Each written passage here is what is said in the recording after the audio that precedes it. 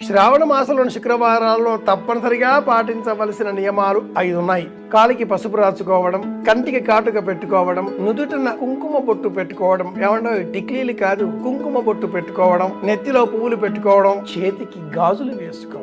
మట్టి గాజులు, ప్లాస్టిక్ గాజులు, బంగారు గాజులు కాదు. వేగినస్ అనే ఒక నరం మన దేహంలో గుండెతో ఆరంభమై చేతులలో చివరలలో ఈ చివర ప్రసరిస్తుంది. పూర్వకాలంలో డాక్టర్లు జ్వరం వచ్చిందా అంటే నాడి ఇక్కడ పట్టుకుని చూసేటటువంటి వారు. 60 సెకండ్లలో 72 సార్లు కొట్టుకునే నాడి ఇదే వేగినస్. దీన్ని మట్టి గాజుల రక్షించడం, అలాగే ఏ ఆభరణం అయితే మనం బుట్టుగా పెట్టుకుంటున్నామో ఆజ్ఞాచక్రం, ఏ గంధం అయితే మనం ఈ విధంగా మెడ భాగానికి అలదుకుంటున్నామో ఇది కూడా ఒక చక్రం.